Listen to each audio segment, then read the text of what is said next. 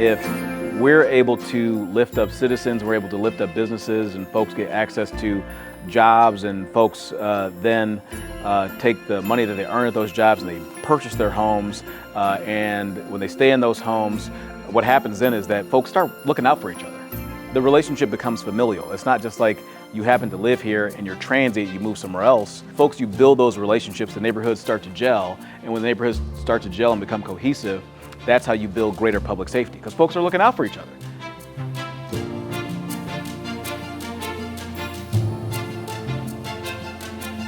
You only hang around people who wear the exact same thing as you. So if they're not exactly like you, if they're not like you, you're not hanging around with them, which means that you are in the echo chamber. Meaning you're not seeing any diverse voices. Meaning that if somebody isn't willing to say, bro, you shouldn't do that, but go along with everything that you want to do, you're living in the echo chamber. Which means that you don't have any level of accountability around you. It's extremely important that when you sit in a room and you realize that everybody just looks like you, or there's not enough diverse voices, faces, or places, that we do everything that we can to make it even more inclusive.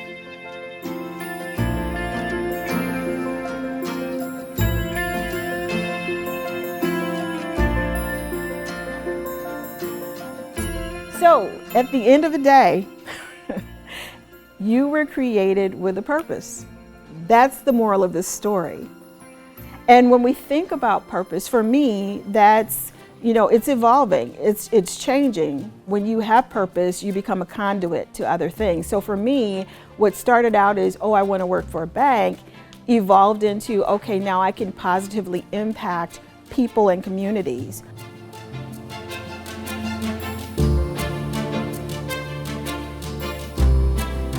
I absolutely love this class because I get to have a very realistic conversation with them, and it's unorthodox education as well. In my classroom, we're gonna do a lot of learning through laughter.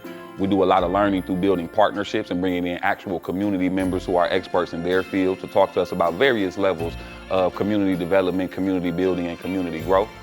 So far this year, we have had folks come in and talk to us about the different layers of power and control in community. We've had people come in and talk to us about firearm safety and education. Today's class was mainly learning about first aid and CPR and stop the bleed training.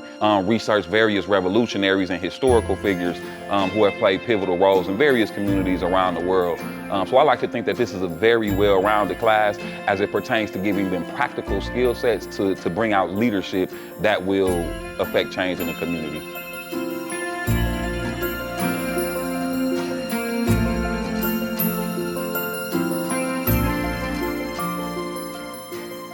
So the purpose of the course this summer was to provide the students with information on commercial and residential real estate practices and how they can take them and implement them in their communities for building a better blueprint for Milwaukee. So talking through real estate development from start, talking about what that means, and then providing sustainable and equitable solutions that the students can understand on how it impacts their lives and their community. We took them out on buses and talked about the different real estate development in different communities, as well as took them down to the historic 3rd Ward as one of those areas and took them to a luxury apartment building, talking about the zoning and the different things happening in that area where government and private sector are working for development and how that area is getting built up.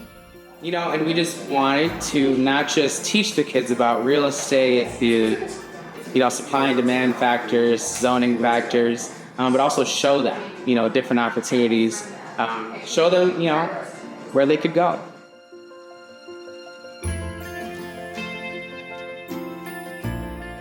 I don't gotta live in my same block all the time. If I can't change it, I wanna have options for myself.